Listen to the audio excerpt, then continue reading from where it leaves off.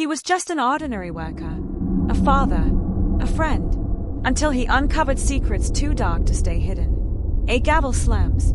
Darkness hums. They tried to silence him forever. But whispers have a way of growing louder. What if the truth you spoke put your family at risk? What if honesty cost your freedom, your dignity, your future? He believed exposing corruption would protect lives. Instead, it destroyed his own. They branded him a traitor, stripped him of everything. But they underestimated one thing: his will to fight back. He wasn't born a fighter. He was born like you, like me, into a quiet, ordinary life. A modest home. A wife who laughed at his bad jokes. Children who waited for him at the dinner table, fighting over the last piece of bread. Every morning, he tied his shoes the same way. He kissed his daughter's forehead before heading out the door. He believed in hard work. He believed in rules. He believed, perhaps too much, in fairness. At work, he was dependable. The man who stayed late so others could leave early. The man who fixed broken systems with patience, not shortcuts. Colleagues respected him. Supervisors relied on him. But beneath the surface, he noticed things others ignored. Paperwork that didn't add up. Warnings that went unanswered. Accidents brushed aside as bad luck. Most people looked away. He couldn't. When the factory leaked fumes, he saw kids coughing on their way to school. When budgets vanished, he saw families left without medical care. When corners were cut, he saw lives balancing on the edge of disaster. Still, he stayed quiet. For a while. For the sake of his children. For the fragile peace of his home. But inside, silence gnawed at him. His wife noticed it in the way he stayed too long at nothing. His son noticed when he no longer laughed at cartoons. Something was breaking. Or maybe, something was waking. Because this was never just about him. It was about a truth larger than his own comfort. It was about dignity and justice and the right to breathe clean air, to live without fear. He didn't know it yet, but destiny was already moving pieces around him. He was meant for a fight much bigger than himself. It started like any other morning. Coffee brewing, children rushing for school. He kissed his wife, grabbed his worn briefcase, and stepped outside. But that day, something was different. A pair of black cars waited near the corner, engines humming, windows tinted. He walked faster, heart pounding. Then, sirens. Uniformed men swarmed him before neighbors could blink. Corruption, they shouted. Betrayal. Treason. Handcuffs bit into his wrists. Flashbulbs exploded like gunfire. Reporters screamed questions, already certain of his guilt. But he hadn't betrayed anyone. He had only told the truth. The truth they wanted buried. Inside the interrogation room, lights glared down. Questions twisted into accusations. His words were chopped, rearranged, weaponized against him. He begged them to check the evidence. To see the documents he risked everything to protect. But their smirks told the story. They had no intention of listening. Then came the broadcast. His face plastered across every screen. Corrupt official exposed, the headlines read. His children saw it before he could explain. Neighbors turned away. Friends deleted his number. Even colleagues he once trusted called him dangerous. And yet, one detail gnawed at him. Someone had leaked the files he gathered. But only fragments.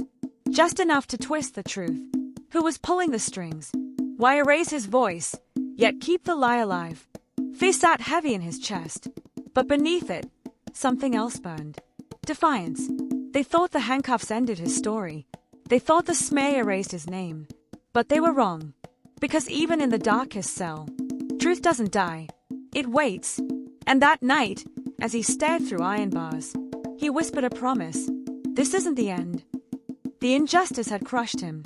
But it had also awakened him. The fight had only begun. The trial wasn't just a trial. It was theater. A stage set to make one man the villain. From the start, the evidence reeked of rot.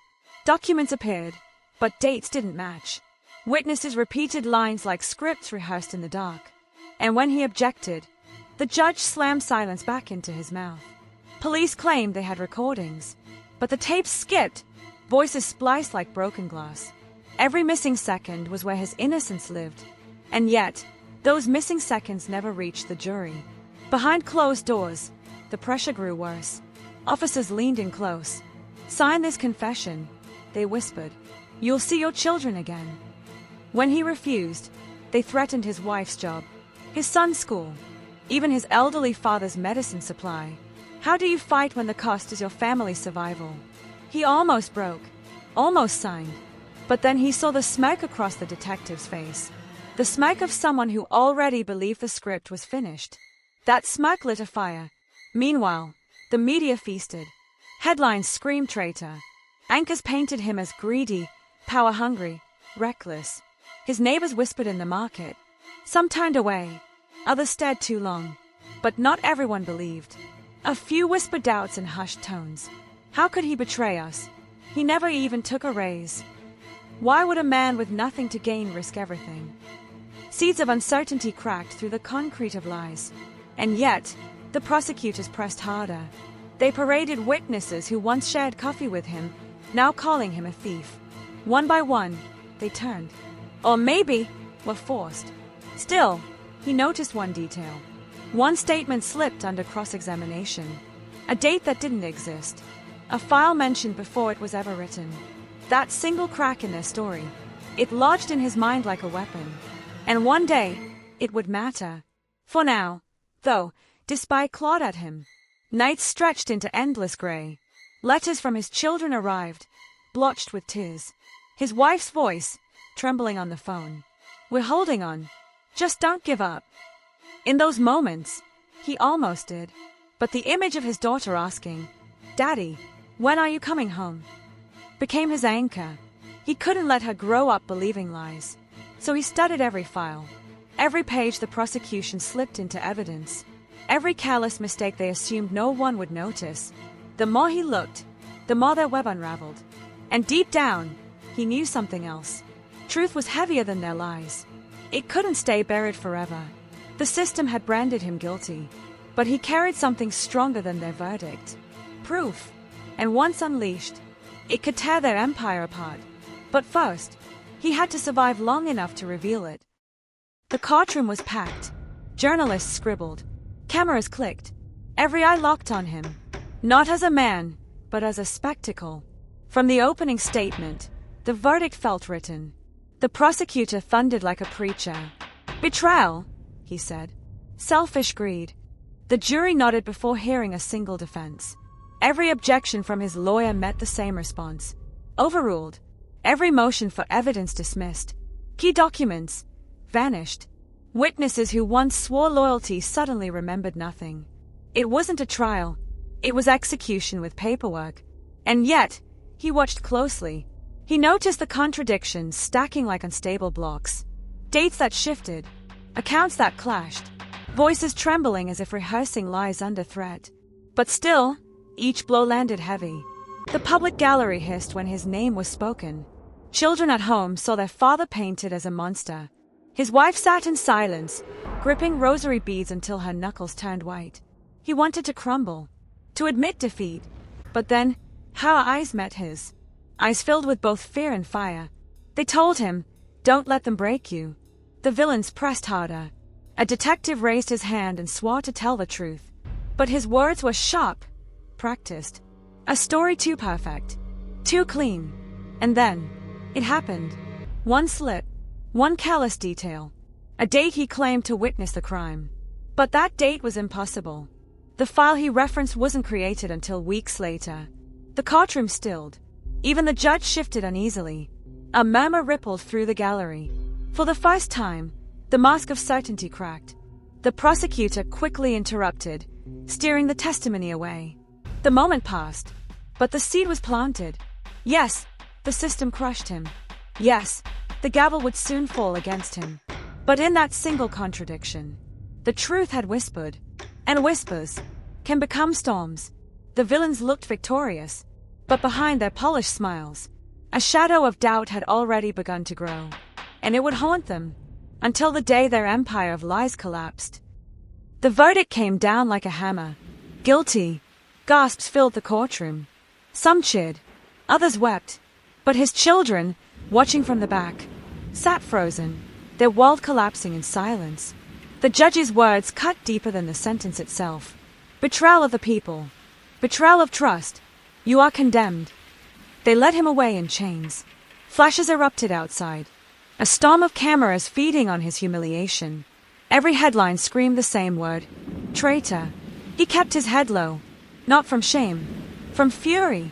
Because he knew the real traitors were walking free. Smiling. Shaking hands. Celebrating the destruction of an innocent man. Behind prison walls, despair hit hard. Nights of silence. Days of endless grey. The thought of his family surviving without him gnawed at his soul. But despair was not the end. Resolve grew in its shadow. He replayed every contradiction, every false testimony, every missing file. Each memory sharpened like a blade. And outside those walls, something stirred. Whispers spread. Reporters who once called him guilty began asking questions. Community voices rose. If he's guilty, why hide the evidence? Why silence him instead of proving him wrong? The cracks widened. Doubt grew louder. The villains raised their glasses, certain of their victory. But beneath the cheers, unease brewed. Because truth has a way of clawing through lies. He had lost his freedom, lost his name, lost nearly everything. But not the fight, because injustice had won the battle. Not the war. The cell door clanged shut. The world outside moved on. But for his family, time froze. His wife walked through markets where neighbors whispered. Some pitied her, others sneered. His children faced taunts in the schoolyard. Your father's a traitor. The weight of shame pressed on them daily. Letters from prison came stained with his tears, disguised as hope. He wrote of courage, of holding on. But every line bled heartbreak. Weeks blurred into months. The system thought he would fade into silence. Forgotten. Erased. But silence doesn't last forever. One journalist stumbled across a detail in the trial records. A date that didn't align. A testimony that contradicted itself. She began asking questions, and quickly realized she wasn't alone. Others had noticed the same cracks. A lawyer whispered anonymously. A former colleague hinted at missing files. One by one, small sparks of doubt lit up in the dark. Yet danger lurked. Every voice that spoke out faced threats. Jobs vanished. Phones tapped. Anonymous warnings slipped under doors. Still, resistance grew. His wife refused to stay quiet. She stood on courthouse steps with their children by her side. Her trembling voice carried through megaphones. My husband is not a traitor. He is a truth teller. The crowd began small. Dozens. Then hundreds. Until chants echoed against the walls built to bury him. Inside his cell, word reached him. Hope pierced the gray. He realized he wasn't forgotten. That the truth he carried was now shared by many. But danger never disappeared. Late one night, guards lost his file. Evidence critical to his defense vanished again. It was a warning. The system was still watching. Still tightening its grip. Yet something had shifted. The story was no longer just his. It belonged to a movement. To every voice silenced. To every whistleblower buried. The hero was down. But the story wasn't over. What began as one man's fight soon revealed something darker. It wasn't just about him. It was about a system built to protect the powerful and punish anyone who dared to question it. Evidence was bent like steel under heat. Voices were bought, silenced, or erased. Ordinary people became casualties of greed. Families shattered, dreams stolen. But corruption has one weakness: it fears the light. As his story spread, others began to speak. Workers, teachers, nurses, people who had seen the same lies, the same intimidation. Whispers turned into conversations, conversations into movements. Unity began to peel back the mask. The evidence once called solid crumbled under scrutiny. The contradictions that seemed invisible in court became impossible to ignore. Yes, the truth is fragile. It bends. It bleeds. It can be buried in darkness. But it never dies. And every time one voice dares to rise, others follow, until even the most powerful liars cannot silence the roar. His story reminds us of something vital. This isn't just about a whistleblower in chains. It's about every one of us who's been told to stay quiet. Every one of us who's felt the weight of injustice. They tried to bury him. They tried to bury the truth. But this story isn't just one hero. It's all of us. What if it were you? Your father, your sister, your child, branded a traitor for telling the truth. Would you stay silent? Or would you fight back? This story isn't distant. It's a mirror, a warning of what happens when corruption goes unchallenged. If this moved you, share it, comment, raise your voice, because every word spoken keeps the truth alive. The powerful count on our silence, but justice survives only if ordinary people stand together.